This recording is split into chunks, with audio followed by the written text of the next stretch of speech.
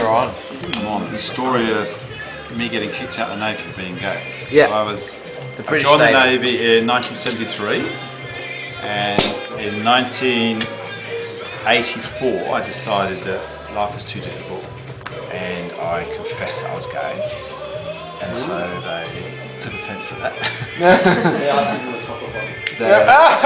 Actually, funny enough, the psychologist that I was sent to at the psychiatric hospital they sent me to did actually ask me that.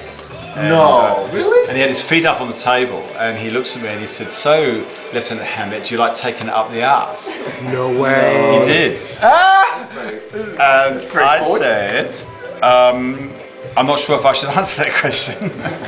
He was actually quite cute, but... Was he was gay? Well, he was like this. He had his legs up. He said, "So, how'd you like to take it, Mr. Hammett, up the arse?" And I sort of said, I'd rather not answer that question, so I said, "Oh, come on, admit to." And he was trying to get me to confess. And I basically just chose at that point not to. And, but it was pretty uncomfortable. So you were in the West Indies? I was in the West Indies, and they landed me at Key West.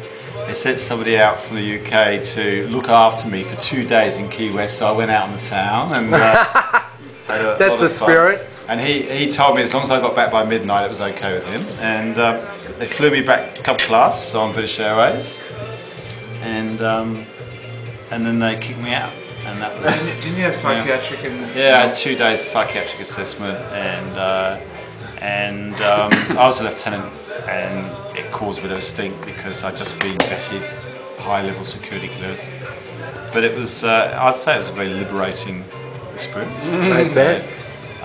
First time in my life I was actually allowed to be myself, and the rest is history.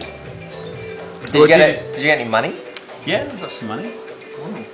They gave me the choice of being kicked out or resigning. If I resigned, they would deny me all of my privileges. If they kicked me out, I would get everything. So they kicked me out and they paid me. Well, who got to choose that? The rest of I did, because if they said if you resign, it becomes nobody knows.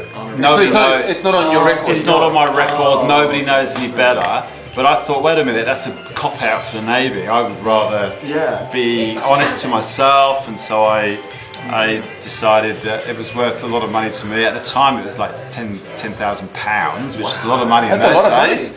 So I let them throw me out and all the glory that went with it.